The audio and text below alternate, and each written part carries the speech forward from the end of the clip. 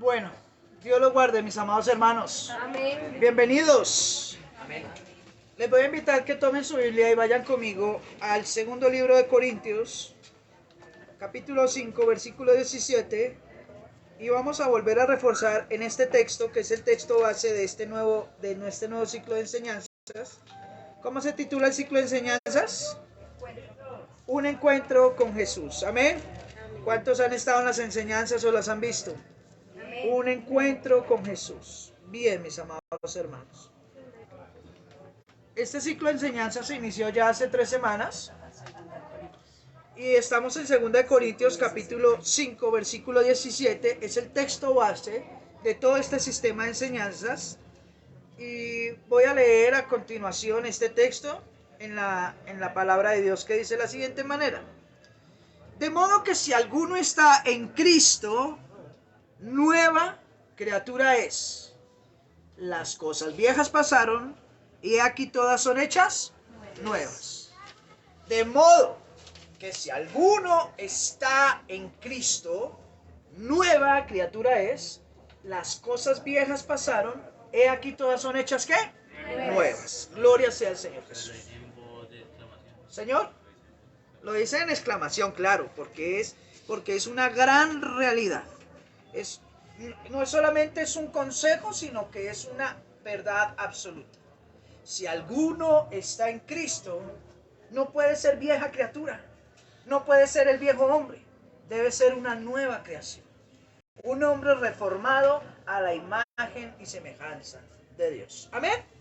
Vamos a orar y a pedirle al Señor que nos dirija en esta preciosa mañana en el estudio de su santa palabra. Amado Dios de Israel, te agradecemos mucho, Señor, la inmensa oportunidad que nos das de estar reunidos una vez más como familia de la fe en este lugar, Señor. Agradecemos por los que hoy están. Señor, te pedimos por los que no pudieron asistir el día de hoy y por todo el pueblo tuyo que en el mundo entero en este momento te está adorando, buscando en los diferentes lugares de reunión. Te pedimos que a través de este precioso estudio hables a nuestra vida, a nuestra mente y a nuestro corazón. Nos permitas entenderte y conocerte más, Señor, y sobre todo, Dios, poder conocer nuestra fe para poderla vivir de una manera mejor, agradándote a ti en todo y llevando fruto en toda buena obra. A ti sea toda la gloria y el honor, en el nombre de tu Hijo amado Jesucristo. Muchas gracias, eterno Dios. Amén. Y amén. Bien, mis amados hermanos. En las primeras enseñanzas y en la enseñanza de los 8 días que compartió nuestro hermano Brian Díaz, se hizo un especial énfasis en la importancia de lo que implica estar en Cristo. La escritura dice aquí, el que está en Cristo, nueva criatura es. Hicimos todo un estudio sobre esa palabra en, estar en. Le hicimos el análisis, lo que significa, la profundidad, y lo que nos dejó ese estudio fue que estar en Cristo, como dice la palabra de Dios para todos, significa es estar unido por completo a Cristo. Es decir, tú no puedes decir que eres cristiano si tu vida no está ligada, unida por completo a Cristo.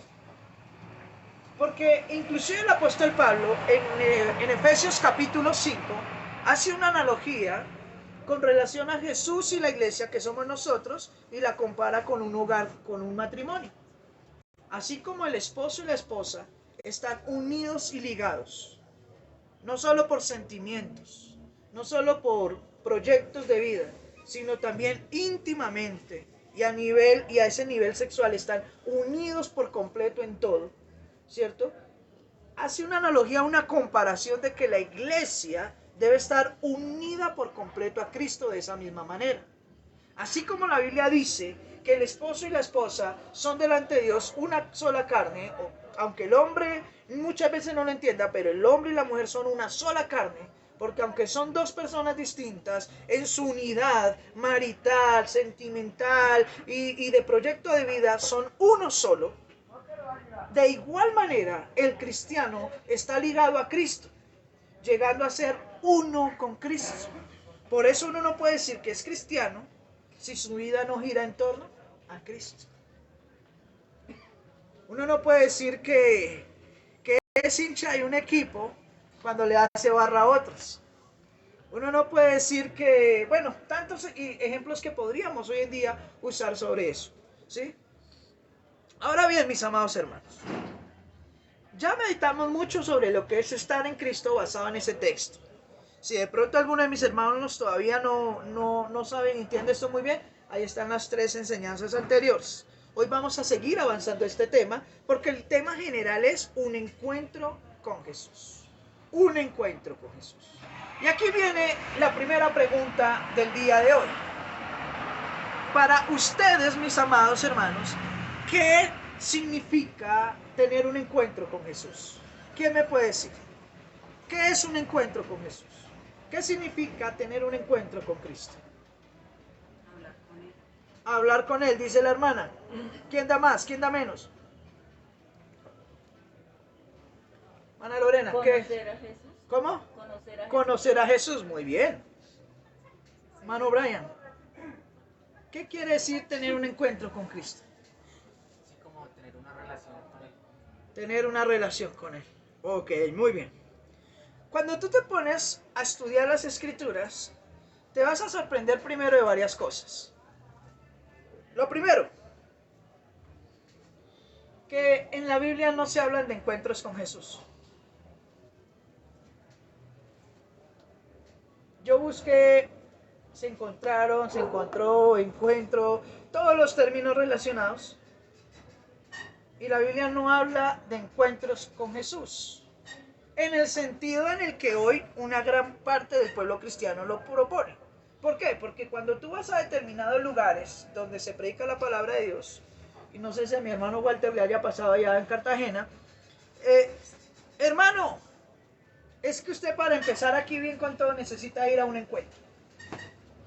Y luego al posencuentro. Y luego al reencuentro del reencuentro y bueno, y así muchas cosas.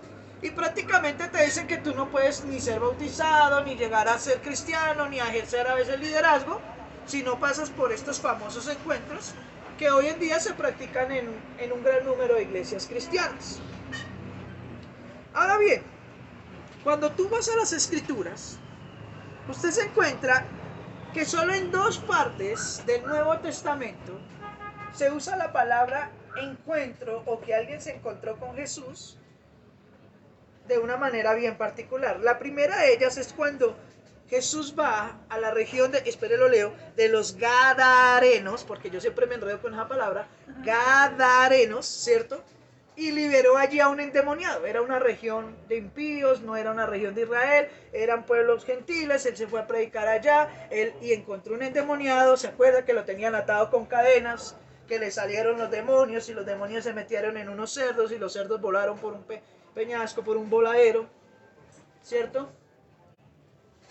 Y la escritura dice que a continuación de ese evento, todo ese pueblo, los Gadarenos, ¿sí? Perdón que lo lea porque me enredo mucho al pronunciarlo. Todo el pueblo de los Gadarenos, dice la escritura, salieron al encuentro con Jesús. Salieron a encontrarse con Jesús. Ellos fueron los que fueron a buscar a Jesús. Y lo sorprendente es que en esta primera parte donde la Biblia dice que la gente salió a encontrarse con Jesús, no salió a encontrarse con Jesús para recibirlo, sino que el pueblo salió para echarlo de su ciudad. Ese es el primer encuentro que yo veo que una persona o varias personas tuvieron con Cristo en las Escrituras, en el sentido literal de la palabra encuentro, como tal en las Escrituras. Entonces resulta que salieron al encuentro, pero no para decirle, oh, qué poderoso, ven y predícanos más, sino por favor, vete. Vete de esta tierra. No queremos escucharte, no queremos nada contigo, por favor, vete. La segunda vez donde la palabra encuentro está implícita en las Escrituras es en el caso cuando están los 10 leprosos. ¿Se acuerdan de la historia de los 10 leprosos? Dice la Escritura que habían 10 leprosos que cuando escucharon que Jesús estaba por allá pasando y la fama que Jesús tenía, salieron al encuentro de Cristo. ¿Sí? Obviamente no podían presentársele personalmente porque por cuestión de cultura no podían acercarse a otras personas con la lepra que tenían encima. Entonces dice la escritura que ellos salieron al encuentro y desde lejos le gritaban, Hijo de David, ten misericordia de nosotros. Y Jesús va hacia ellos, les sana, y de los 10 leprosos, solo uno regresa. Es decir, que en ese encuentro, solo uno de 10 buscaron realmente al Señor. El resto, no. Y en ninguna otra parte de la Escritura usted ve que haya habido alguien que haya salido al encuentro con Jesús. Porque encontrarnos con Jesús no es nosotros buscar a Dios. El problema es que a uno le enseñan que uno es el que tiene que buscar a Dios. Que uno es el que tiene que ir y clamarle al Señor. Y decirle, Señor, quiero tener arte y parte contigo y en el reino de los cielos. La Escritura dice, no me buscaron ustedes a mí, no me eligieron ustedes a mí, sino yo los elegí a ustedes. San Juan 6:44, Jesús dice, nadie puede venir a mí si el Padre que está en los cielos, ¿qué? No lo atrae. Es decir, que las personas en este mundo, aunque piensan que buscan a Dios por voluntad propia, realmente no lo hacen por voluntad propia, sino es el Señor quien los atrae con su amor. Por eso la Escritura dice que los dones y el llamamiento de Dios son ¿qué? Irrevocables. ¿Quién es el que llama? Dios. ¿Quién es el que nos busca? Dios. ¿Quién fue el que decidió acercarse a nosotros, estando nosotros en pecado, en oscuridad y perdidos, totalmente distanciados del Señor? Dios fue quien se acercó a nosotros. Dios fue el que nos buscó. Y nos buscó por medio de la predicación del Evangelio y al haber enviado a su Hijo Jesucristo para pagar por nuestros pecados. Entendiendo esto, entonces ninguno de nosotros puede tener, como la palabra lo dice, un encuentro real con Cristo si primeramente Dios no es el que nos trae a Cristo. San Juan 6:44. Si Dios no es quien nos llama, entonces es imposible que nosotros podamos desarrollar un verdadero encuentro con Dios, en el sentido real de la palabra. O sea, como cuando existía los reinatos.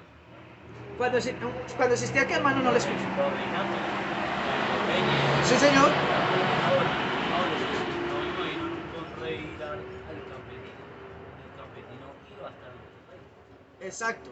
Y ya el rey lo requería para algo así y lo buscaba. Exacto. En ese contexto humano, pues sí pasaba que muchas veces la gente iba y buscaba al rey, pero el rey decidía si le daba la cita o no, ¿cierto? Y muchas veces los reyes buscaban. En este caso, el Rey de Reyes es quien nos ha buscado. ¿Por qué? ¿Y por qué podemos asegurarlo así? Porque habrá gente que no, pero yo busqué al Señor de todo corazón, fui yo el que hice. No.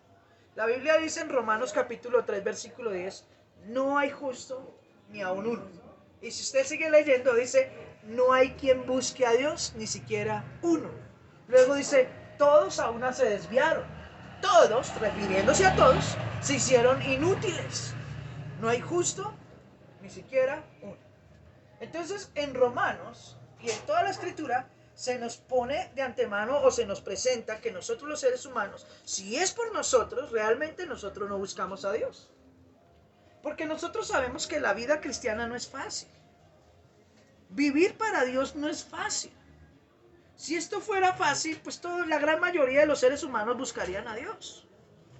Pero la vida cristiana es una vida difícil, es una vida de retos, es una vida de compromiso, es una vida de santidad, es una vida de negación a sí mismo hacia muchas cosas y pensamientos. Por eso es que la gran mayoría no busca al Señor. Porque primero no es fácil y segundo, porque por el pecado que habita en nosotros, que es lo más importante, el pecado no nos permite buscar al Señor. Las personas pueden creerse muy correctas y honestas en su manera de vivir, de pensar, de actuar. Pero hay una realidad innegable en toda la humanidad y es que todos nosotros como seres morales somos moralmente imperfectos, es decir, moralmente corruptos.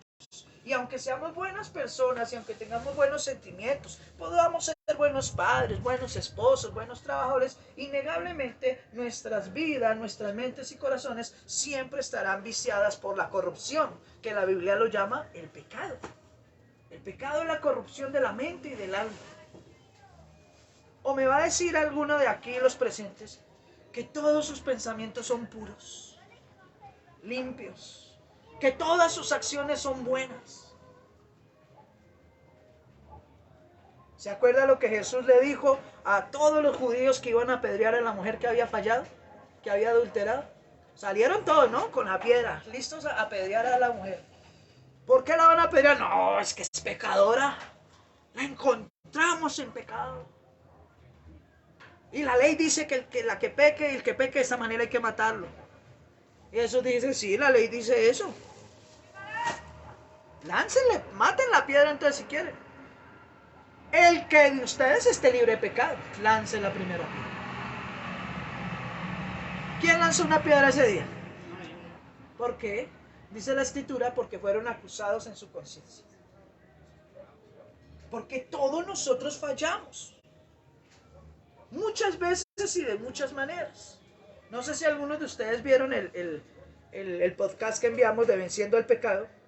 Del pastor Robinson nos hacía la gran pregunta, pastor, es que el cristiano batalla y batalla con su pecado, ¿por qué? Y yo ahí explicaba parte de eso, y expliqué varios textos donde, por ejemplo, el Santiago en su epístola dice que todos fallamos muchas veces y de muchas maneras. Y él no decía, la gente falla, no, él se metía como siervo del Señor, todos fallamos.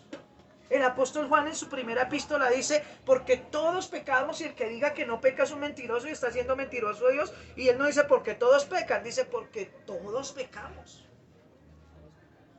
El apóstol Pablo decía, ¿quién me puede a mí librar? En Romanos 7, ¿quién me puede a mí librar de este cuerpo pecador? Porque lo que debo hacer no hago y lo que no debo hacer eso estoy haciendo. Ahora, no es que el apóstol Pablo fuera un cochino que se la pasara practicando un poco, no, pero él reconocía que por más que buscara a Dios, siempre había un vicio de pecado en su vida. Siempre había maneras en las que fallaba.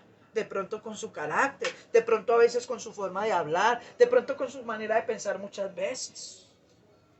Porque es que la gente piensa que pecar es solamente hacer cosas malas, y la Biblia no dice eso. Pecar no es solamente hacer lo malo. Jesús, la Biblia dice que el que sabe hacer lo bueno y no lo hace, eso también es pecado. ¿Qué quiere decir esto?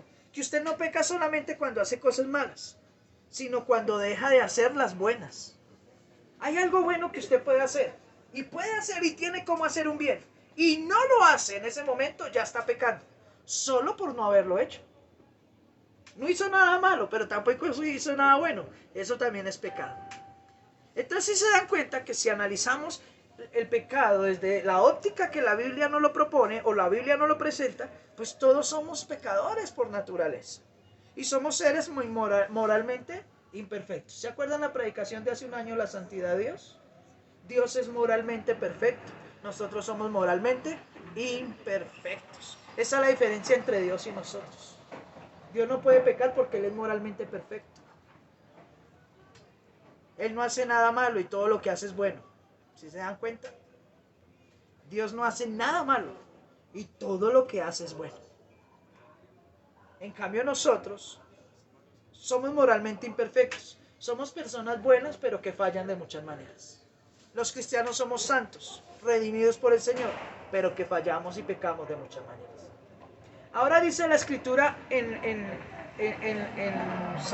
Romanos 7, 6 y 7, que entonces ahora vamos a usar eso para una excusa como para, bueno, como somos moralmente imperfectos, entonces no importa si peco. No, la idea es que cada día procuremos perfeccionarnos y afirmarnos y santificarnos más hasta que Dios permita que cada día nuestra vida sea mejor para Dios. Por eso el pastor Robinson enseñaba un tema tan precioso que se llama un proceso llamado santificación. Y nos explicaba por las Escrituras cómo es que Dios va obrando en nuestra vida por medio del Espíritu Santo, día tras día santificándonos. Ahora bien, a ti te dicen en muchos lugares que si tú no vas a un encuentro no eres hijo de Dios, no puedes ser líder ni nada de eso. En las Escrituras no dice nada de eso, hermanos. Y cuando ustedes se dedican a estudiar el trasfondo de dónde salieron los famosos encuentros, quiénes fueron las iglesias que empezaron a implementar eso en Latinoamérica, usted se va a aterrar, porque los famosos encuentros no se originaron en medio del seno cristiano. Los famosos encuentros se originaron en clanes, ¿cómo es que se llaman? Sectas, de ocultismo.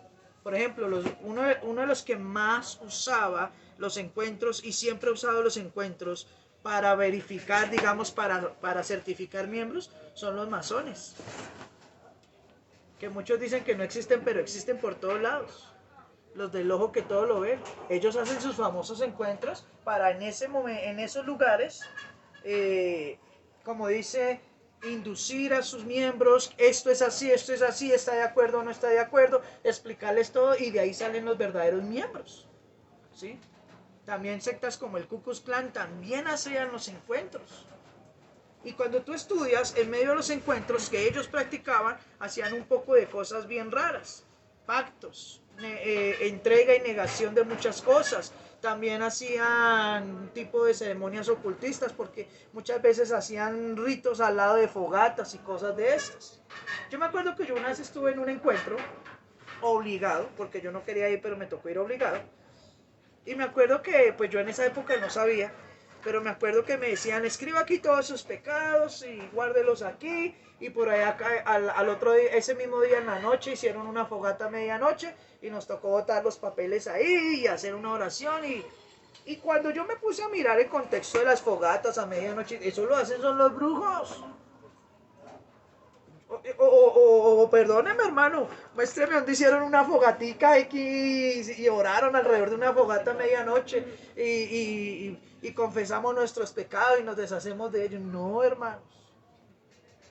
Pero hoy en día un poco de prácticas que no son cristianas, que no tienen nada bueno, se han introducido en el cristianismo con una apariencia de piedad, pero realmente no es bueno. Ahora, hay gente que después de que sale de estos famosos encuentros en las iglesias, los bautizan, les dejan ser líderes. Y resulta que la escritura no dice nada de eso. El que quiera ser líder en una iglesia debe cumplir los requisitos que están en las escrituras. Y en ninguno de ellos dice que hay que ir a un encuentro obligado en una iglesia. Por ejemplo, los requisitos de los diáconos, ¿cuáles son? De los que quieren servir en la iglesia. ¿Quién se acuerda? ¿Cuáles son los requisitos de los diáconos? Marido de una sola mujer. Ah, bueno, va por allá. Los primeros que exigieron. El primero, ¿cuál fue? Lleno del Espíritu Santo, de testimonio en la iglesia y lleno de sabiduría. Para empezar. Luego en Tito, usted encuentra, y en Timoteo usted encuentra que dice, sobrios, serios, sanos en la fe, prudentes, maridos de una sola mujer, que no estén acusados de disolución, que sean primero probados por la iglesia. ¿Señor? No le entiendo. ¿Disolución? Disolución es lo siguiente, mi amado hermano. Por ejemplo, aquí yo tengo este vaso de agua. Se lo voy a explicar así prácticamente. Tengo esta botellita de agua.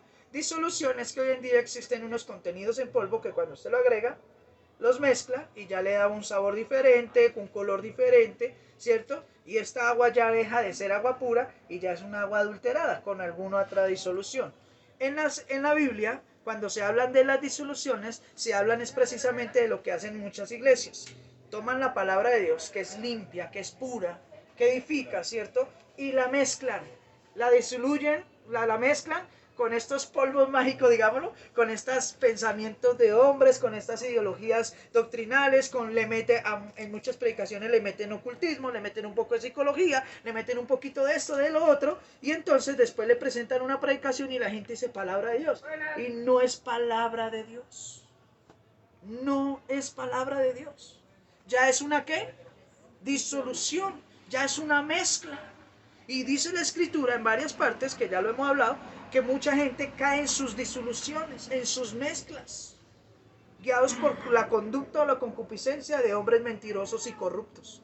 Eso dice, por ejemplo, la epístola de Timoteo, todo eso lo propone, lo explica claramente. Entonces, eso es disolución. Y por ejemplo, los encuentros que hoy en día se hacen en la iglesia, eso es una mezcla de todo. Inclusive, ¿cómo es que se llama esto? La neurolingüística. Porque allá le dicen a la gente que repitan un poco de cosas y le programan a la gente un poco de cosas. Por ejemplo, a mí se me hacía tremendo que cuando yo estudiaba esto, yo miraba que en los encuentros de los ocultistas y esos masones y todo, cuando la gente sale, a ellos les prohíben hablar de lo que se hizo allá. Y yo me acuerdo que cuando yo estuve en ese encuentro de la iglesia, ¿cierto? A mí me dijeron, usted no puede decir nada de lo que se hizo allá. Y uno decía, ¿pero por qué? Y era la misma conducta. Y a uno lo programaban como que usted aquí en adelante es esto. Muchas veces en algunas iglesias le dan una llave, en otras un anillo, en otras una cadena. Bueno, no sé, y a través de eso, siempre que usted vea su anillo, su cadena, su llavecita, usted ya sabe que hizo un pacto con Dios. Y entonces de esa manera lo programan a uno y lo psicosean de muchas maneras. Y yo una vez llegué al hogar de una persona que tenía la llave del primer encuentro, el anillo del otro encuentro, en el que yo no encuentro estuvo. Y programado, programado. Entonces, mis amados hermanos, eso no es de Dios. No es de Dios. Y no quiero andar en eso. Si usted quiere investigar, investíguelo. Es libre de hacerlo. Y ahí sí, como dicen por ahí, van a llegar aquí a decirme, pastor, es peor lo que usted decía. Sí, yo qué pena les doy un abrebocas. Quise hacer la enseñanza orientada a eso, pero la verdad es que el mensaje tiene que ser Dios y su palabra. ¿Para qué estudiamos al enemigo si ya sabemos que eso no sirve? Estudiemos al Señor. Pero hay muchas cosas terribles que pasan y que no son sanas y que a veces la iglesia los está aceptando como una verdad. Ahora, si este modelo que nos presentan no es un encuentro, entonces ¿qué realmente sí es un encuentro? ¿Qué entonces quiere decir que usted y yo realmente tengamos un encuentro con Cristo? ¿Y cuándo es que ese encuentro con Dios se da en nuestras vidas? Ahora bien, 2 Corintios 5:17, ¿dónde estamos? Dice, el que está en Cristo es una nueva criatura. Las cosas viejas pasaron, he aquí todas son hechas nuevas. Lo que quiere decir que una evidencia de que usted realmente es hijo o hija de Dios es que su vida realmente cambia. Pero cambia para bien, pero cambia hacia la dirección que Dios nos está guiando.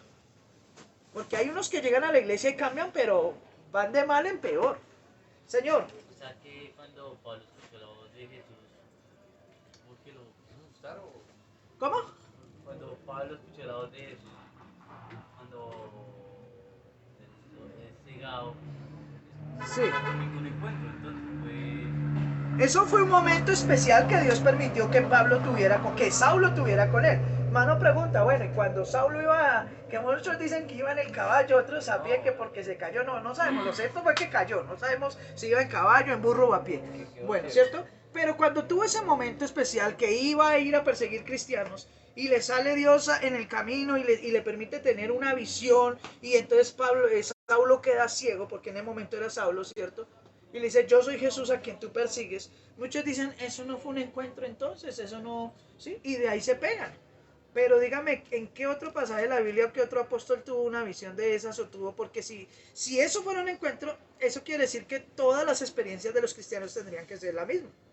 Eso sencillamente califica como una experiencia personal que Dios permitió que Saulo tuviera con él, para a través de esa manera frenar en la persecución y presentársele.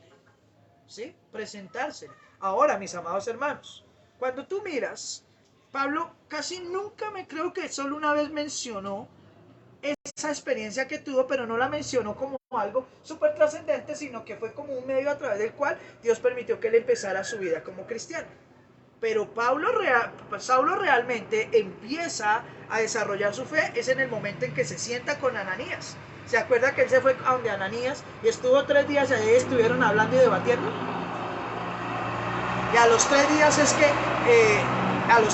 que Ananías ora y él ya queda, otra vez puede ver. Claro, lo que hizo Dios fue no, hacerlo cegar para que se diera de cuenta. Dios lo cegó y le permitió que escuchar su voz en ese momento como algo muy tremendo.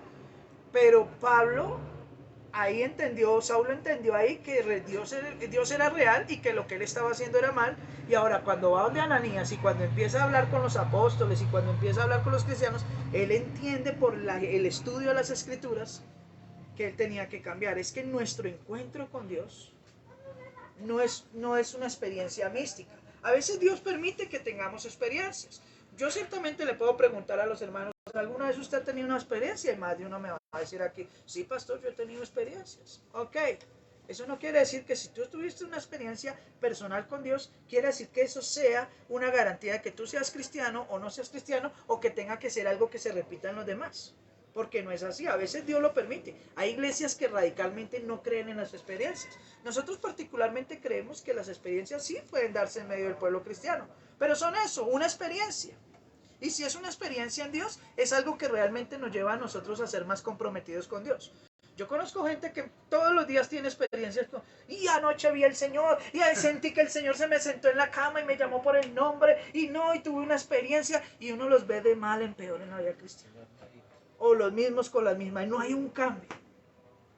Cuando hay una experiencia en Dios, esa experiencia, las experiencias que yo veo en la Biblia, como las hablo, produjeron en él un cambio en su vida, pero un cambio para bien.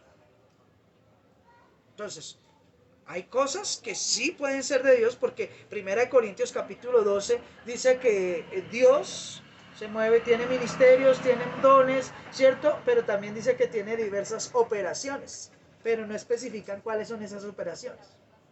Entonces, hay veces que Dios se mueve de maneras que nosotros quizás no podemos explicar, pero a través de las cuales Dios nos hace cambiar y mejorar. Amén. Ahora, ¿qué es lo que a nosotros nos acerca al conocimiento de Dios y a tener un encuentro real con Cristo? ¿Una experiencia? No. Jesús mismo dijo, San Juan 5:39, escudriñen, ¿qué cosa? Las Escrituras, porque a ustedes les parece que en ellas hay vida y ellas son las que dan testimonio de mí. Mire, hermano, usted no puede conocer a Cristo ni desarrollar una fe sana si usted no estudia las Escrituras. Yo, si quiere, hermano Walter, si usted quiere, ahorita oramos por usted, le ponemos la mano encima, si no se cae a las buenas, lo tumbamos a las malas, y eso, hermano, no le va a garantizar a usted de que usted tenga un encuentro con Dios. A usted lo que lo va a hacer un verdadero creyente es que usted entienda las Escrituras, sepa lo que la Biblia dice y cuál es la voluntad de Dios. Jesús dijo, escudriñen las Escrituras, estudienlas diligentemente y a conciencia. Eso significa escudriñar, porque a ustedes les parece que en ellas hay vida, la palabra de Dios da vida, y dice, y ellas son las que dan testimonio de mí. Para conocer a Cristo tengo que estudiar las Escrituras. Para conocer mi fe y saber cómo debo vivir correctamente ante Dios, tengo que estudiar las Escrituras. Debo hacerlo, mis amados hermanos. Amén. Ahora bien, entonces, ¿qué es un encuentro con Cristo? ¿Qué significa tener un encuentro con Cristo? Y tener un encuentro con Cristo significa sencillamente tener un cambio radical en la manera de pensar y de actuar. Porque eso fue lo que pasó. Cuando los apóstoles conocieron a Cristo, dice que dejándolo todo, ¿qué hicieron? Lo siguieron. Dejaron sus trabajos, dejaron toda su manera de vivir y se enfocaron solo a servir al Señor. Cuando Pablo tuvo esa experiencia y habló con Ananías y empezó a conocer su fe, dejó todo, dejó el judaísmo, dejó de ser fariseo, dejó de ser perseguidor de la iglesia y se fue a predicar la palabra de Dios. Cambió radicalmente. Cuando los judíos del primer siglo se bautizaban porque reconocían al Señor como su Salvador, lo que estaban haciendo era dejar toda su manera de vivir y empezar a vivir de una manera diferente de la manera en que la Biblia lo dice.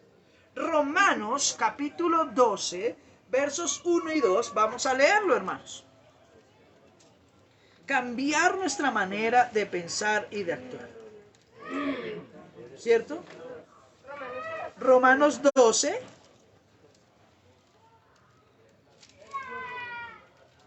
Romanos 12. Gloria sea al Señor Jesús. Como hoy la enseñanza, ¿qué horas son, perdón? 11, ¿qué? ¿De cuarto? Bueno, cuando sean las 12 me avisan, por favor. Me hacen una ceñita. ¿Listo? Gloria sea al Señor Jesús. Porque es mucho lo que hay que hablar y no nos alcanza hoy. Entonces, vamos poco a poco. Pero lo poquito que vayamos analizando, bien estudiadito. Amén. Bueno, Romanos 12, verso 1 y 2 dice así. Así que, hermanos, les ruego por las misericordias de Dios que ustedes presenten ¿qué? ¿Qué debemos presentar? Nuestros cuerpos como un sacrificio vivo, santo y agradable al Señor, que es vuestro culto racional. Mira, hermanos, el verdadero culto al Señor es el que usted le da en sus miembros, en su cuerpo, en lo que usted hace con este cuerpo, este ser, esta mente, ese corazón que el Señor le da. Le ruego que presente todo su ser, su cuerpo, como un sacrificio. ¿Se acuerda que Jesús dijo, el que quiera venir en pos de mí, niéguese a sí mismo? Por eso dice que debe ser un sacrificio, porque nosotros en esta humanidad, en este cuerpo, por servir al Señor y agradar al Señor, debemos aprender a negarnos voluntariamente a muchas cosas. Hay cosas que a nuestros ojos nos parecen chéveres, agradables, pero nosotros sabemos que no edifican, que no convienen, que no tienen ningún propósito bueno. Y entonces nos negamos a ellos por tratar de agradar al Señor y ser mejores para el Señor. Les ruego que presenten vuestros cuerpos como un sacrificio vivo, santo y agradable a Dios, que es vuestro culto racional. Es decir, su fe no es una fe loca. Muchos piensan que los cristianos tienen una fe loca y que son locos, que porque lo que piensan o lo que creen no se puede creer o no se puede debatir o no se puede argumentar. Pero están muy alejados de la realidad, porque nuestra fe es una fe racional. Y nuestra fe racional no solamente se argumenta con palabras, con pensamientos, con criterios, con argumentos bien establecidos, sino que nuestra fe racional se refleja en nuestra manera de vivir. Si yo en mi vida y en mi cuerpo le presento a Dios un sacrificio vivo, santo y agradable todos los días, eso es un culto racional. ¿Sabe por qué es racional? Porque cuando yo le vaya a hablar a otra persona de Dios, la otra persona de Dios, al conocerme y saber quién soy, yo como persona, lo que hago, lo que veo, me va a aceptar el evangelio. O por lo menos por mi ejemplo va a decir realmente Dios es verdad, pues Dios puede cambiar. Pero si yo quiero evangelizar a otro y yo estoy más perdido que él, si quiero decirle a otro que vivo en santidad, yo vivo en pecado a toda hora y haciendo un poco de cosas que... Eso no es un culto racional. No es racional. No es lógico decir que invitar a otro a ser cristiano cuando yo no lo soy. No es lógico decirle a otro tienes que vivir en santidad cuando yo no la practico en mi vida. Entonces nuestra fe primero es racional. Sigue diciendo, versículo 2. No se conformen a este siglo. La palabra siglo en otras versiones se refiere al mundo o al sistema de cosas que este mundo propone. No se conformen porque hay gente que vive relajada con todo lo que el mundo... Mire, hermanos, nosotros, los cristianos actuales de esta época, la gran mayoría somos muy lapsos. Somos muy, como dicen, alcahuetes con muchas cosas. Hoy en día la corrupción moral está saliendo por todo lado. Mire, usted coge el celular, inmoralidad. Usted ve una película, inmoralidad. Usted escucha una canción, inmoralidad. Usted se sienta a hablar con otra persona y tarde o temprano, inmoralidad por todo lado. Pecado, maldad. Y muchos cristianos se conformaron al sistema de las cosas y no hacen nada por frenar eso. Tanto así que, por ejemplo, por ahí hay una página cristiana que yo a veces sigo. Hay un señor que le hace como el examen hermenéutico a todas las películas, la de los niños, la de los adultos, y le encuentra todos los mensajes, todos los subliminales. Le dice a la iglesia, ojo, porque la película aparenta ser muy bonito, y les aplaude. Muy bien por la película, y mire lo que le están vendiendo a nuestros niños, mire lo que le están proponiendo, mire lo que le... Sí, de una manera y con argumento. Y yo he visto que hay gente cristiana que le comenta, es que usted es muy religioso, usted es muy radical, usted todo lo sataniza. Hombre, yo creo que a nosotros nos falta ser un poco más radicales en esas cosas. No solo en lo que nosotros vemos, escuchamos, hablamos, compartimos, sino también en lo que como padres, lo que nuestros hijos ven, escuchan y todo eso. Porque es que a veces tú ves, y debo decirlo con total franqueza, niños, niñas de 10, 15 años, hijos de hermanos en la iglesia, que son hermanos terribles, que hablan de cosas y dicen cosas que a veces ni nosotros las hablamos. Y a veces uno ve que la inocencia en muchos niños se ha perdido. Pero ¿cómo no se va a perder la inocencia en esos niños si nosotros como padres somos también inmorales? No ponemos control a esas cosas. Por eso hay que procurar que no tampoco taparle los ojos a nuestros hijos y decir entonces que el mundo no existe y no, pero hay que enseñarles para que nuestros hijos aún en medio de este mundo tan tenaz y con tantas cosas, pues puedan ser niños moralmente buenos, crecer con buenos principios, con buenos valores, Por eso les hago este paréntesis. Como padre, siempre refuércenle la moral a sus hijos. Mira, tú estás en el colegio, pero tú eres un hijo de Dios. Tú estás ahí escuchando a tus amigos haciendo esto, pero recuerda que esta familia es cristiana, nosotros te estamos enseñando valores cristianos. Recuerda que Dios está por encima de todo. Yo hay veces con algunos de los niños o jóvenes de la iglesia, por lo que ya con los padres tenemos algo de confianza, me he permitido hablarles directamente, decirles, mira, pilas con esto, vive tu vida, pero vívela bien. No la embarres, no la dañes. Lo que en este momento nuestra maestra de escuela dominical está enseñando a los niños es eso, reforzándole valores. Pero eso no es un deber solo de ella y nuestro, sino de ustedes también como padres. Todos los días reforzarle a los hijos que estén donde estén, vivan lo que vivan y pues sea la condición en la que estén, ellos son hijos de Dios y deben honrar a Dios en sus vidas. Amén. Amén. Y créanme que los niños van a aprender ellos solitos a hacer lo que dice Pablo. Van a examinarlo todo y van a aprender a retener lo que es bueno y lo que no es bueno lo van a desechar de sus vidas. Pero eso es algo que todos nosotros debemos hacer. No se conformen a las corrientes de este mundo, no se conformen a este siglo, sino transfórmense por medio de la renovación de vuestro ¿qué? Entendimiento. Dice, transfórmense. Y no como la película que se transforma, no. Transfórmense. Es decir, tengan un cambio radical en sus vidas por medio de la renovación ¿de qué? De su mente. Mire, hermano, usted no puede cambiar conductas inapropiadas o pecaminosas en su vida si su mente no se santifica. Porque para donde va la mente, para allá va el cuerpo. Por eso es que la Biblia dice que la cabeza de la iglesia es Cristo. Porque como Cristo es santo, Cristo es puro, pues Él siempre va a guiar a la iglesia por el buen camino. Y cuando usted camina por un lugar donde Cristo no lo está mandando a caminar, eso quiere decir que para usted su cabeza no es Cristo. Porque si su cabeza fuera Cristo, usted caminaría en la dirección hacia la que Cristo lo está dirigiendo. Haz el bien, no peques. No desperdicies el tiempo en cosas vanas. Aprovecha bien el tiempo, dice Pablo. Dice, no deje que el sol se ponga sobre su enojo.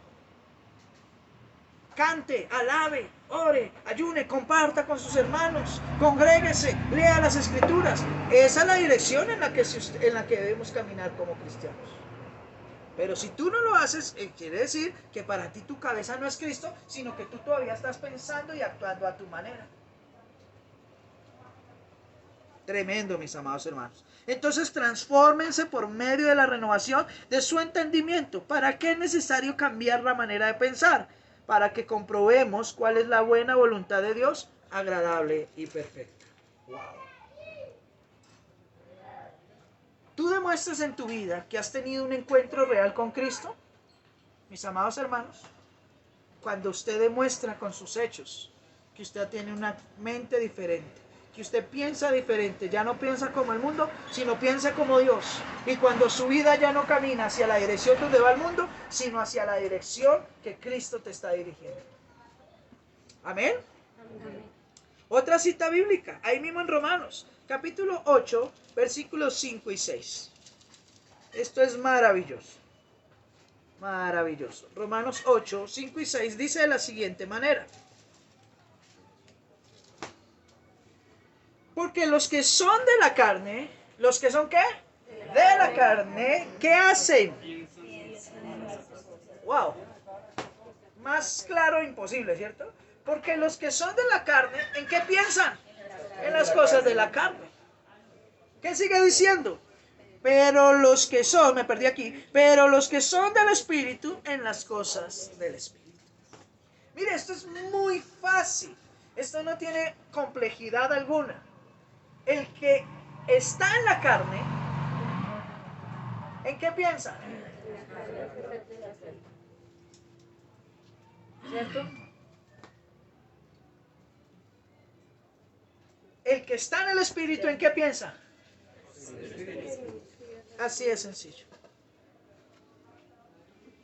No importa si usted está trabajando, está cocinando, está cantando, se está bañando, está viendo una película, está en un parque con su familia, está, no sé, por ahí caminando solo, está hablando con amigos. No importa qué sea lo que usted esté haciendo en la vida. Si usted está en la carne, usted siempre va a pensar en la carne. Pero si usted está en el Espíritu, es decir, si usted está en Cristo, si usted realmente ha tenido un encuentro con Cristo, usted siempre va a estar pensando en las cosas del Espíritu. Es decir, por más que esté con sus amigos, bañándose, viendo una película, en un parque, trabajando, estudiando, por más que sea lo que sea que usted esté haciendo, en su mente siempre va a estar Dios. Siempre va a estar las cosas del Señor. Siempre va a estar el anhelo de guiar a otros a Cristo. Siempre va a estar el anhelo de hacer las cosas bien. Y cuando falla, siempre va a tener ese dolor y ese deseo de ser mejor para el Señor. Sigue diciendo la Escritura, versículo 6. Porque los que son de la carne, el 6, porque el ocuparse de la carne es ¿qué? Muerte, pero el ocuparse del Espíritu es vida y paz. Tremendo, hermanos, tremendo. ¿Les faltan esferos? Aquí hay. ¿Quién necesita? Bueno, listo. Gloria, si los vi allá como que el esfero no le... Listo. Ahí sí, como dicen, más claro, imposible. Cuando usted mira ese texto en la PDT, ¿quién tiene la versión La Palabra de Dios aquí hoy? ¿Sí? ¿Cómo dice ahí en esa versión? Porque es que hay algo bien interesante. Ojo a esto, antes de que lo lea la hermana, espérenme. Antes de que lo lea la hermana. Cuando la Biblia en la Reina Valera dice, los que son de la carne, están en la carne, realmente significa los pensamientos. ¿Cómo dice la PDT? En el 5. 5 y 6. Los que siguen la mentalidad humana. Pare ahí. ¿Los que siguen qué? La mentalidad humana. ¿Qué acaba de decir Pablo en Romanos? Transformen su manera de ¿qué? De pensar. ¿Qué fue la primera afirmación que yo dije que tenía que ser un encuentro con Cristo?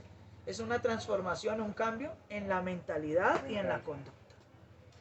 Los que están en la carne, es decir, los que siguen la mentalidad humana. O sea, usted no puede estar en la carne si su mente no está en la carne. Pero si su mente está en la carne, papito, allá está todo el ser suyo, en la carne. Termínelo de leer, hermano. Solo piensan en satisfacerlo. Pero los que viven según el Espíritu solo piensan en satisfacer al Espíritu. El que se deja controlar por su mentalidad humana tendrá muerte, pero el que deja que el Espíritu controle su mente tendrá vida y paz. Wow. El que se deja controlar por su mentalidad humana tendrá muerte. El que se deja guiar por la carne. ¿Y la carne es qué? La mentalidad. Porque es que las manos no van a hacer nada solas. O los pies no se van a dirigir solos al pecado. No. Es su mente. Es su pensamiento. Es su ser, su alma. Es esa parte espiritual suya la que dirige su cuerpo. Y si esa parte espiritual suya está corrupta, está viciada por el pecado, pues su cuerpo y todo su ser va a pecar.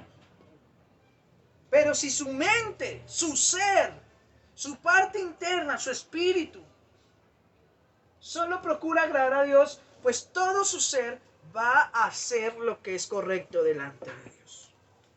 Amén. Amén. Tito capítulo 1, versículo 15.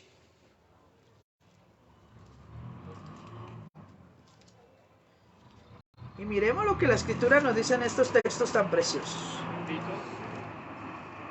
Tito capítulo 1, verso 15.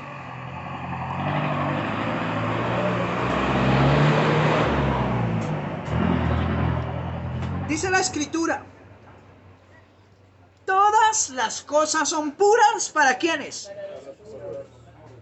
Todas las cosas son puras para los puros. Me encanta ese texto. Más para los corrompidos, perdón, para los corrompidos. Sí, ahí dice corrompidos. Más para los, es que los trata. Más para los corrompidos e incrédulos. Nada le es puro, pues hasta su mente y su conciencia están corrompidas. ¿Usted sabe qué significa la expresión puro? ¿Qué es algo puro? Algo que es sano, algo que es limpio, algo que no está contaminado. Entonces, ¿qué es la corrupción? La corrupción es cuando la persona está contaminada. Y aquí voy a entrar, y perdónenme, a pisar suavecito, por favor no me van a tirar nada, sí, ténganme paciencia, sí, sí, alisten la pomada.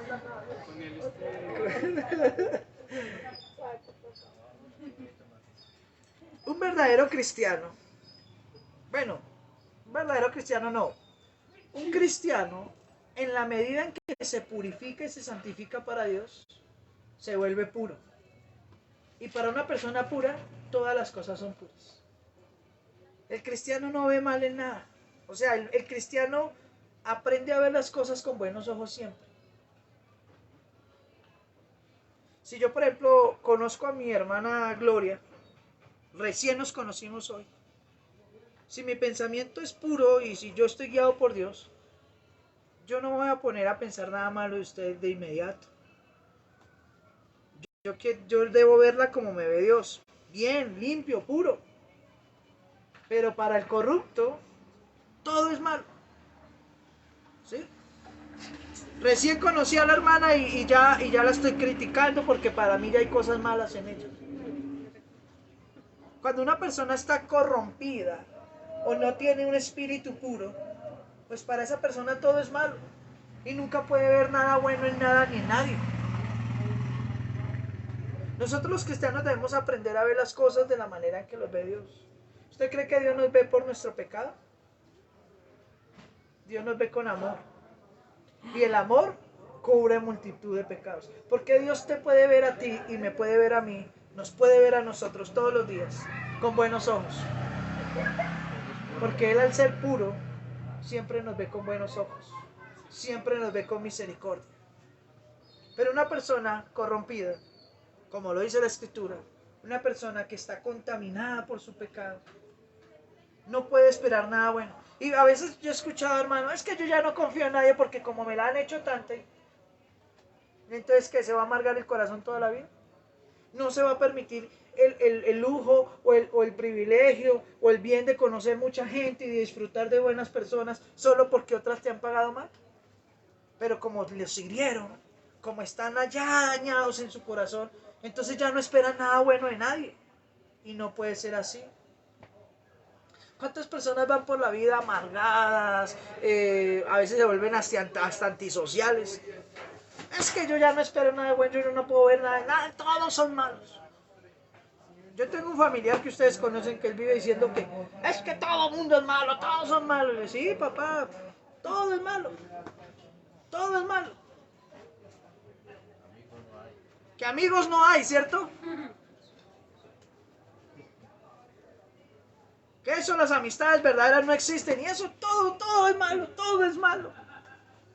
Y nunca puede ver a nadie ni nada con buenos ojos. Y las personas así a veces tienen buenas oportunidades en su vida, buenas personas a su lado, y las desperdician, las menosprecian o nunca se dieron cuenta de que estuvieron ahí. Porque su mente está, ¿qué?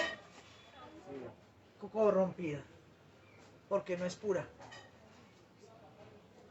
¿Cómo purificas tú tu mente? ¿Cómo purificamos nuestro cuerpo? Con agüita y jabón, ¿cierto? Y restréguese bien detrás de esas orejas, ¿cierto? Pues mis niños, ya va siendo hora de que laven sus almas en la bendita palabra de Dios. Que se limpien, porque Pedro decía, esperen que pase el carro, por favor. Pedro se acuerda que cuando hablamos de la santidad de Dios, en el capítulo 1 de Pedro, vamos a leerlo, no tenía cita, pero ya hablando de esto, vamos a leerlo. Miren lo que dice Pedro, la primera carta del apóstol Pedro. Dice así, el capítulo 1 y el verso número, ya les digo el verso exacto.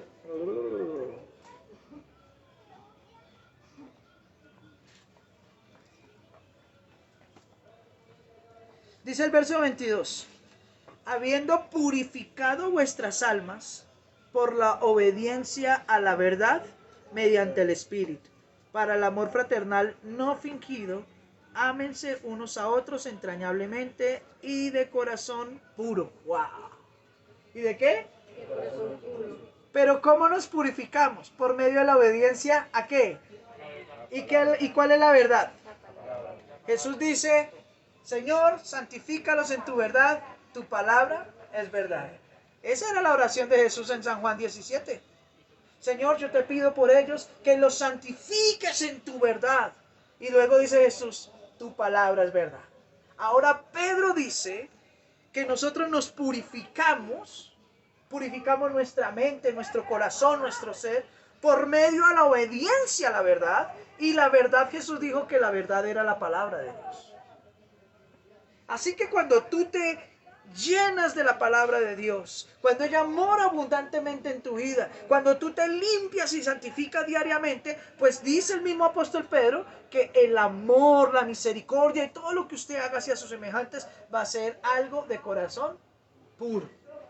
Pero dice aquí la escritura que para los puros todas las cosas son puras, mas para los corrompidos e incrédulos nada es puro. ¿Por qué? Porque sus mentes están corrompidas, están envenenadas. Por eso el cristiano no debe guardar odios, rencores, rencillas con nadie, porque eso contamina, porque eso no deja pensar con claridad, porque eso no permite que nosotros podamos ver a nuestros semejantes con los ojos que Dios los ve. A veces nosotros juzgamos y señalamos a las personas por sus conductas, y usted se ha puesto a pensar cómo Dios las ve a ellos. Dios los ve con amor, con misericordia, como necesitados de Él. Nosotros los vemos como hijos del diablo que lo único que merecen es el infierno. Y así no es. Usted debe aprender a ver a las personas como Dios las ve. Con amor. Con amor. Con misericordia. Como necesitados de Dios. Pues nosotros mismos estábamos así antes. Amén. Entonces, debemos ser puros, sin contaminación en nuestro ser. Efesios 4:17. Señora. ¿Puedo leer ahí el versículo 23? ¿El 23? Sí. Primera de Pedro. De Primera de Pedro, sí, léelo, por favor. Siendo renacidos no de simiente corruptible, sino de incorruptible por la palabra de Dios que vive y permanece para siempre. ¿Siendo qué? Renacidos. Imagínate. ¿Y cómo renacemos nosotros? Por la palabra de Dios. Es muy tremendo. Ya nosotros no nacimos de una simiente corruptible de pecado, sino una simiente incorruptible, porque hemos sido llamados a una vida nueva, a una vida santa. Pero esa vida nueva, esa vida santa, se empieza a manifestar en nosotros cuando aceptamos al Señor en nuestras vidas y cuando obedecemos su santísima palabra. Por eso es que la palabra es vida. ¿A quienes? Que decía, lámpara es a mis pies tu palabra. Tu palabra es dulce, dulce, más dulce que la miel. La palabra es la que nos guía y nos conduce a toda justicia y verdad. Ahora bien, mis amados hermanos, Efesios capítulo 4, versos 17 al 32. Voy a leer y dice de la siguiente manera. El título que tiene en esta Biblia es La nueva vida en Cristo. ¿Se acuerda lo que dice 2 Corintios 17, que es el texto 5:17, que es el texto base? El que está en Cristo, nueva criatura es. Las cosas viejas pasaron, he aquí todas son hechas nuevas. Ahora, si yo soy nueva criatura en Dios, Pablo dice aquí, mire cómo es la nueva vida en Cristo. Mire qué implica ser nuevo. O sea, ¿qué implica que realmente usted esté en Cristo? Dice así.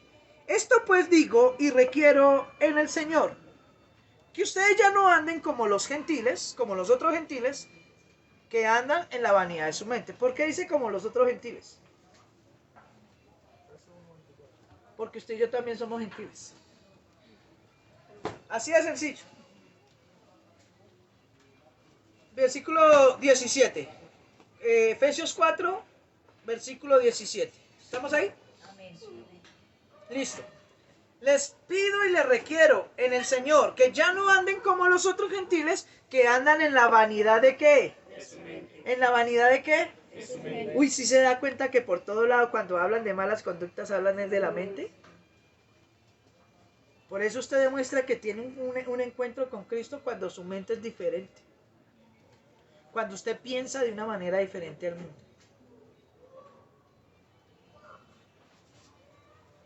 Tremendo.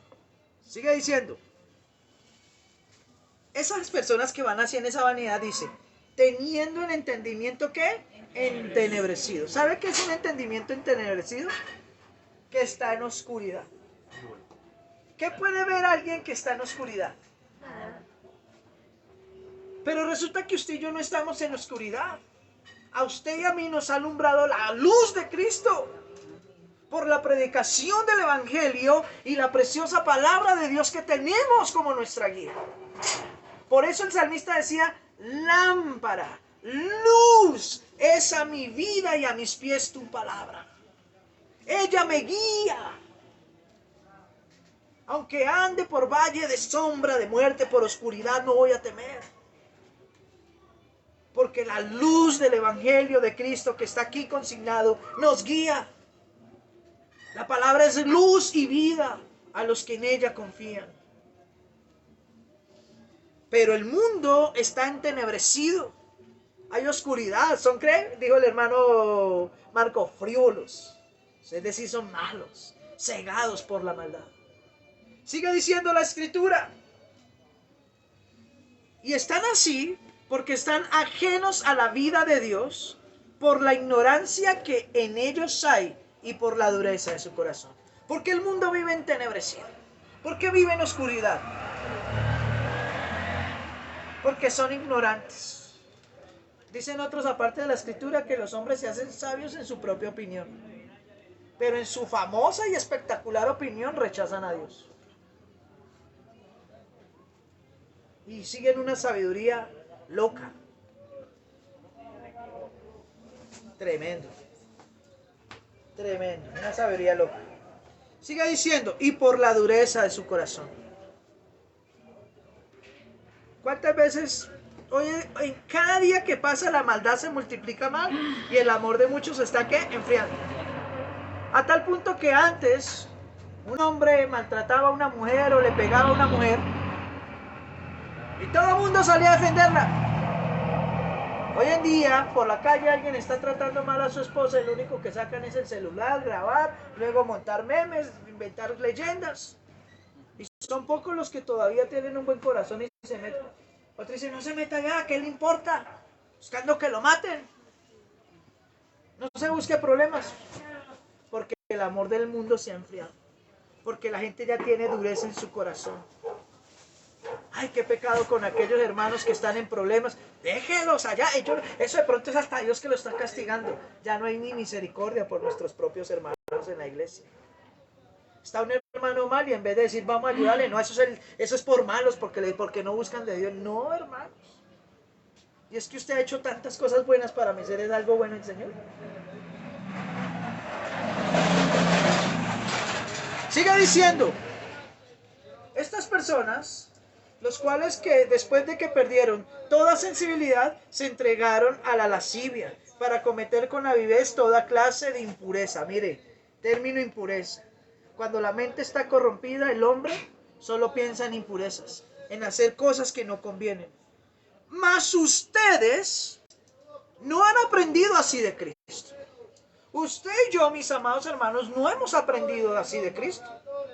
Dios por medio de su palabra y Cristo por medio de la predicación de su evangelio nos han enseñado a nosotros a vivir, a pensar y a actuar de una manera distinta al mundo.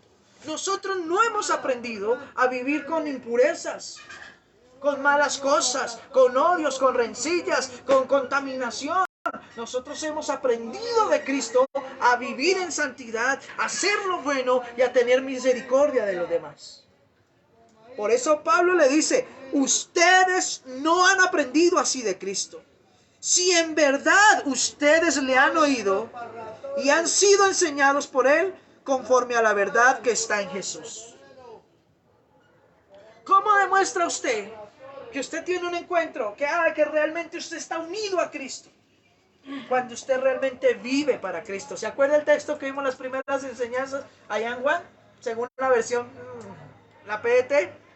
Digo, la prueba, la evidencia de que uno está bien con Dios, ¿cuál es? Que uno vive como Jesús vivió.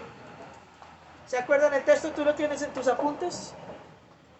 Para que nos lo recuerdes a todos, por favor. Primera de Juan capítulo 2, versículos del 3 al 6, tanto me acuerdo. Creo que es el versículo 6, el finalizando el 5 y el 6. Dice, y en la PDT dice, me gusta la versión PDT, dice, la prueba o la evidencia de que yo estoy bien con Jesús o de que tú estás bien con Dios, es que tú vives como Jesús vivió. ¡Wow! Y aquí Pablo dice, ustedes no han aprendido así de Cristo. Si ustedes en verdad han sido enseñados y lo han oído y han sido enseñados por Él conforme a la verdad que está en Jesús. ¿Cuál es esa verdad? Que en cuanto a la manera pasada en la que ustedes vivían, ustedes se ven que despojar del viejo. El que está en Cristo, nueva criatura es. Y Pablo dice que aquí, que el que realmente ha escuchado a Jesús, al que realmente ha sido enseñado por Jesús, ya sabe que en cuanto a su manera, a su pasada manera de vivir, se debe ¿qué? Despojar del viejo hombre. Dice aquí la escritura, versículo 22. En cuanto a la pasada manera de vivir, despójense del viejo hombre que está viciado conforme a los deseos engañosos. Y vuelve y dice, y renuévense en el espíritu de vuestro ¿qué? De vuestra mente. Renueven. ¿Se acuerda que en Romanos lo decía? Transfórmense por medio de la renovación de ¿qué? Del entendimiento. Y aquí Pablo nos dice, papi, hermanito, hermanita, hijo mío, como el Señor nos trate. Mis amigos, porque Jesús nos llama a sus amigos también. ¿Sí? Ya no vivan como antes lo hacían. Yo no les he enseñado así. Transfórmense, renueven su mente para que su espíritu y su alma sean puros. Las iglesias están atestadas de gente y muchos dicen gloria a Dios, pero la realidad es que ¿cuántos de esa gente realmente son puros? Muchos son los llamados, mucha gente buscará del Señor, mucha gente llenará las iglesias, pero pocos son los escogidos. Y el escogido se conoce porque ya no vive para Él, sino vive para agradar al Señor. El escogido se conoce porque ya no tiene una mente reprobada, una mente dañada, una mente contaminada, sino es una mente pura. Es una mente y es un corazón que se santifican y honran al Señor. Sigue diciendo, versículo 24, vístanse del nuevo hombre, creado según Dios, en la justicia y la santidad de la verdad. Mis amados hermanos, vistámonos del nuevo hombre, creado según Dios. Para los que estamos en el Instituto Bíblico, cuando vimos la doctrina del hombre, nosotros vimos que el hombre en el Edén, Adán, en el Edén, cuando pecó, perdió la imagen de Dios que había en él. Recuerde que la Escritura dice que cuando Dios creó al hombre y a la mujer, dice, los creó a su imagen y ¿qué? Y semejanza. Eso quiere decir que los hizo moralmente perfectos. Adán y Eva eran santos, perfectos. Pero ellos se corrompieron por el engaño de Satanás y pecaron. Y al pecar, la imagen de Dios que había en Adán y Eva se perdió. Y por ende en toda la humanidad se perdió la imagen de Dios. Y en esa enseñanza, la doctrina del hombre, allí en el Instituto Bíblico, terminamos diciendo por varios textos bíblicos que aparecen en las Escrituras, que Dios lo que está haciendo por medio de la obra del Espíritu Santo en nosotros es renovar su imagen en nosotros. ¡Wow! La imagen que se perdió en el Edén, Cristo por medio de su Espíritu Santo la está renovando en nuestras vidas. Por eso dice aquí, despójense del viejo hombre, de esa mente corrupta, y vístanse del nuevo hombre, creado según Dios en la justicia y la santidad de la verdad. Por lo cual, mis amados hermanos, desechen la mentira, hablen todos con la verdad, cada uno con su prójimo, porque ustedes son miembros los unos de los otros. Cuando yo di esta enseñanza del libro de Efesios, ¿se acuerda? Que ese día yo les dije que yo unos días antes había dicho una mentira, habíamos dicho una mentira, como dicen, blanquilla, como porque me estaban preguntando que si yo iba a ir con los hermanos, y yo dije que no, pues para darle la sorpresa, pero después yo decía, hasta en eso yo cometí error, porque aunque no era algo realmente pues a nuestra manera de mirar malo, aquí la Biblia dice, hablémonos siempre con la verdad, no nos digamos mentiras, seamos transparentes, ¿sí? Me pareció chistoso que esta semana que fui a dictar clase en el lugar donde empezamos Instituto Bíblico, alguien miró mi maleta, la que yo tengo. Y entonces me dice, uy, ¿tú trabajaste en esa empresa? ¿O compraste eso? Porque me elogiaron la maleta. Y yo miré la maleta y me la están echando flores. ¿Sí? Y entonces, ¿la compró? ¿Cuánto le costó? Y pues yo hubiera podido decir, no, sí, me la regalaron, no, la compré, ¿no? Yo le dije, no, hermano, ni comprar ni regalar. Bueno, sí, regalar, pero él compró. No, ¿y dónde la consiguieron? Y yo dije, la verdad, en un basurero. Y todos, ¿cómo? ¿Pero cómo así? Pues yo no sé cómo me habrán mirado ellos, pero pues uno tiene que decir la verdad. Le dije, nosotros no sabemos si a una pobre persona que tenía la maleta la robaron y botaron la maleta estaba enterística, nuevecita. La hermana Gloria fue la que la encontró. Y estaba llena de jabón, ¿no? Como de un detergente. Sí. Pero estaba nueva entera. Y la hermana sabía que en esos días yo estaba sufriendo por mi viaje y para echar ropa. Entonces me dijo, pastor, mire. Y ella me contó y dijo, claro, ahí la tenemos. Ya hace rato. Sí. Pero a mí, yo ese día pensé y dije, ¿yo qué me pongo a decir? Hay que decir la verdad. ¿Para qué nos ponemos con mentiras, hermanos? ¿Sí? No falta el que, uy, ¿cómo es ese reloj tan bonito? ¿Cuánto le costó? 100,000. 100,000. Y el que fue y lo compró con el 100,000. Le costó 8,000 pesos en el remate de la esquina.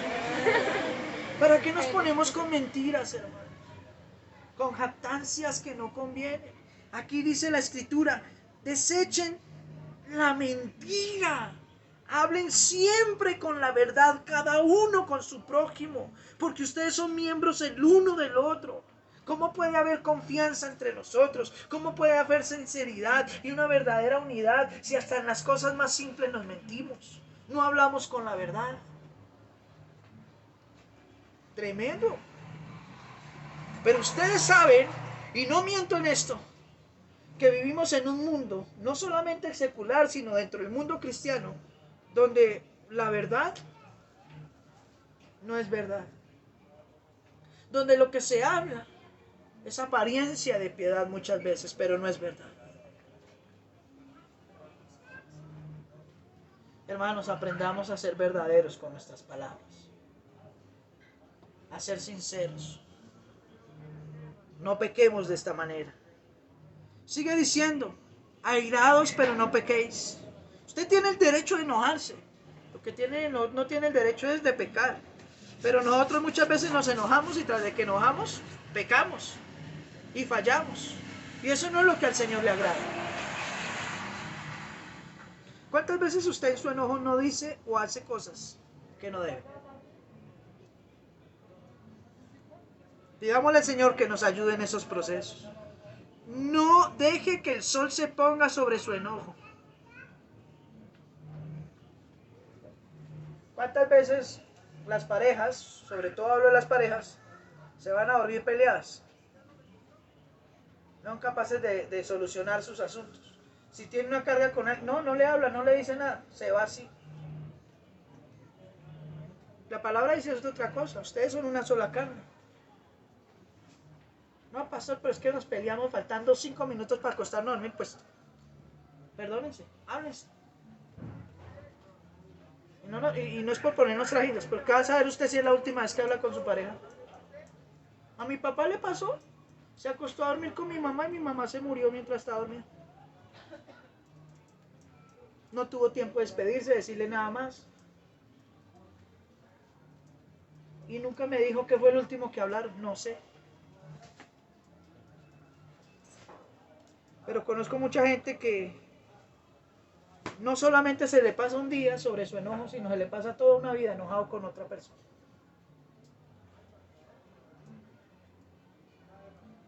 Y eso no es correcto. Porque si Dios no quiere que usted deje pasar un día enojado con alguien, mucho menos el deseo de Dios es que usted viva enojado con alguien toda la vida. No deje que el sol se ponga sobre su enojo. Y lo que viene a continuación es tremendo. Ni le den lugar al diablo. Ustedes saben que hay cosas que si ustedes van a hacer, eso le va a abrir una puerta al enemigo para que se meta, no en su vida, sino se meta a dañarle su vida. Me explico, el diablo, si usted es cristiano, no se le va a meter a usted a poseer. Pero si usted le abre la puerta al enemigo, sí le va a poner la tentación, le va a poner... ¿Sí? Si hay cosas que usted no debe hacer, ¿para qué se pone a buscarlas? Si hay cosas, más bien, si hay personas con las que usted sabe que no debe hablar, ¿para qué se pone a hablar con ellos? Hermanos, muchas veces los problemas que nosotros tenemos no son culpa de los demás, la gran mayoría son culpa nuestra. Nosotros nos buscamos los problemas en nuestro hogar, en nuestra vida. No le den lugar al diablo. Usted le da lugar al diablo y el diablo se para al lado y lo empieza a aconsejar. Camine por acá, camine y haga esto. Nosotros somos hijos de Dios y no podemos dejarnos guiar por el diablo. Amén. Amén. El que hurtaba, el que robaba, no robe más, sino trabaje.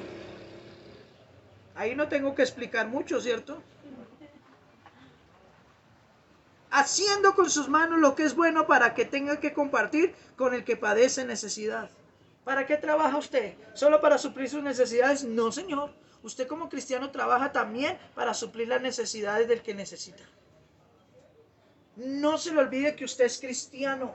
Y al ser cristiano usted tiene un deber no solo con su casa, sino con su familia en la fe. Y con el prójimo que muchas veces no tiene que comer. Pero yo veo que esta labor la cumplen más veces la gente impía que los mismos cristianos. A mí me aterra que usted abre las redes sociales y hay muchos hoy en día youtubers, influencers y bueno, gente que tiene redes sociales y piden ayuda, donaciones la gente y ellos van, ayudan niños, ayudan familia, no sé qué. Y hay cristianos que tienen todos los medios, iglesias que tienen todos los medios para bendecir a sus hermanos en la iglesia y no lo hacen. No lo hacen. Los impíos lo hacen y el creyente no lo hace. ¿Usted sabe cuántas vidas se bendicen a través de las ayudas que llegan a nuestras congregaciones? En esta iglesia, que es una iglesia pequeña en número, pero grande en corazón, yo debo decirlo que gracias a Dios, con las ayudas que los hermanos dan muchas veces cuando traen una libra de arroz, porque usted sabe que ahí está la canasta del amor, traen una librita de arroz, traen algo, trabajan toda la semana, producen para su casa, pero apartan algo para ayudar a otro. En eso usted está reflejando que usted ya tuvo un encuentro con Cristo. Porque cuando Cristo vino no se preocupó por él, alimentó a los que estaban con hambre, sanó a los enfermos, le dio vista al ciego, levantó al paralítico, abrazó al leproso y le sanó. Y dice la Escritura, la prueba de que usted está bien con Dios es que usted viva como Jesús vivió. ¿Está haciendo usted el bien? ¿Está usted apoyando a la necesidad de otros? ¿Está usted contribuyendo para la causa? Y cuando hablo de esto no estoy hablando de finanzas de la iglesia, no estoy hablando de lo que usted debe hacer como hijo de Dios dentro y fuera de la iglesia. Gálatas dice que usted debe hacerle el bien a todas las personas, primero a los de la familia de la fe, pero también a todos los demás. ¿Lo está haciendo usted en su vida? ¿Qué hace con el dinero que se gana? No le robe a nadie, trabaje.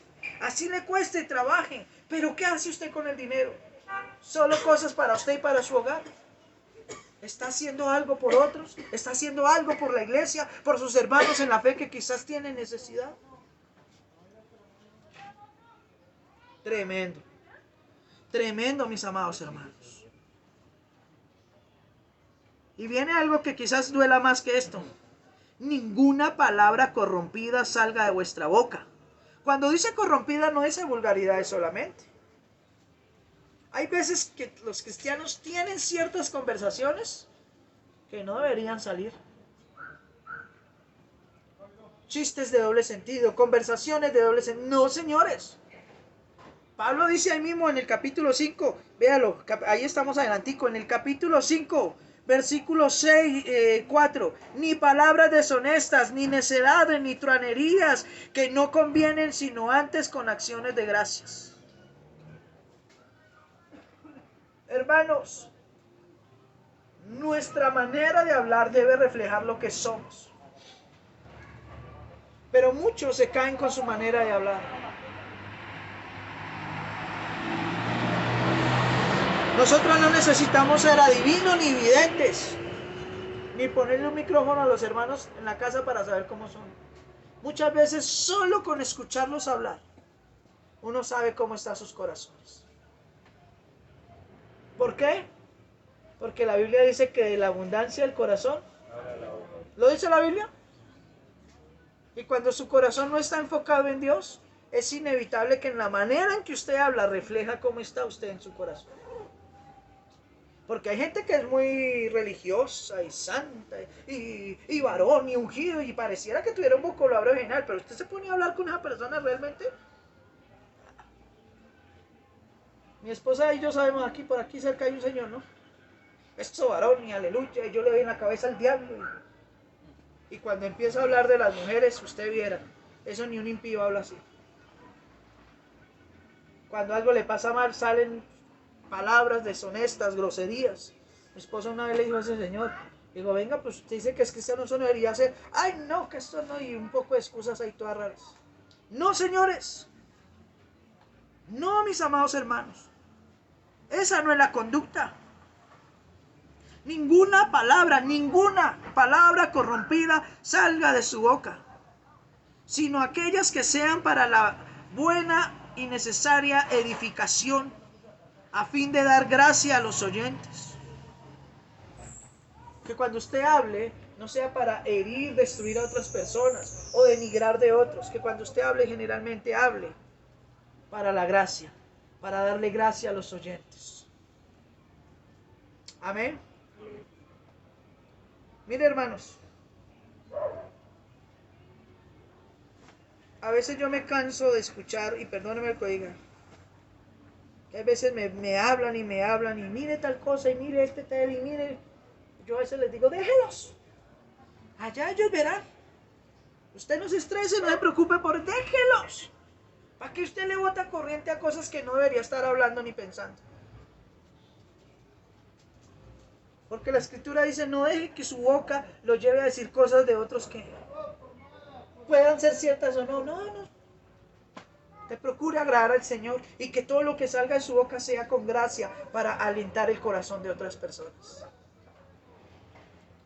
No contristen al Espíritu, es decir, no lo entristezcan con su manera de actuar, hermanos, con el cual ustedes fueron sellados para el día de la redención. Quítense de ustedes toda amargura, enojo, ira, gritería, maldicencia y toda malicia. Hermanos, no sean amargados, hermanos. Lo feo que es ser uno amargado en esta vida. Lo feo que es una persona enojada o con ira. Lo feo que es gritar y maldecir. Termina el texto diciendo, antes bien, sean benignos unos con otros, misericordiosos, perdonándose unos a otros, como Dios también los perdonó a ustedes en Cristo Jesús nuestro Señor. Falta mucho más por hablar. Pero hasta aquí, mire todo lo que hemos aprendido de lo que implica que usted y yo realmente tengamos un encuentro con Cristo. Un encuentro con Jesús. Un encuentro con Jesús implica, mis amados hermanos, que nosotros tengamos un cambio total en nuestra manera de pensar y de actuar. Pero un cambio para bien, un cambio para agradar al único y verdadero Dios. Solo a Él y a nadie más. Amén. Amén. ¿Cuánto le dan la gloria al Señor Jesús? Amén. Póngase sobre sus pies y vamos a darle gracias al Señor por esta palabra preciosa en esta hora del día. Amado Dios de Israel, te agradecemos profundamente el gran privilegio que hoy nos das de haber participado de esta palabra. Falta mucho más, Señor, falta mucho más. Pero te damos gracias de que tú nos hayas guiado hasta este momento. Damos gracias por los hermanos que hoy se acercaron a la iglesia, que pudieron hacerlo. Te pedimos por los hermanos, Señor, que no pudieron, y te pedimos por todos aquellos hermanos y hermanas y personas que a través de este video conocerán tu verdad y escucharán de ti y aprenderán lo que significa encontrarse contigo. Gracias te damos porque a nosotros nos has sacado de muchos engaños y abre nuestros ojos con el conocimiento de tu verdad. Te pido que esta palabra, como siempre lo hacemos, Señor, te pido que esta palabra haya cabida en nuestros corazones y pueda ser puesta por obra y práctica en nuestras vidas. Ayúdanos para que todos los días podamos adorarte a ti y honrarte a ti con toda nuestra manera de ser. A ti sea el honor y la gloria por todas las generaciones, y gracias, Señor, por proveernos tu palabra, por permitir que podamos tenerla, por permitir que podamos disfrutar de ella y conocerte a través de ella. Señor, síguenos santificándonos en tu verdad, porque tu palabra es verdad. Al nombre de Jesús sea la gloria y la honra por siempre y para siempre. Amén y amén. Dele la gloria al Señor Jesús. Amén. Gloria sea al Señor.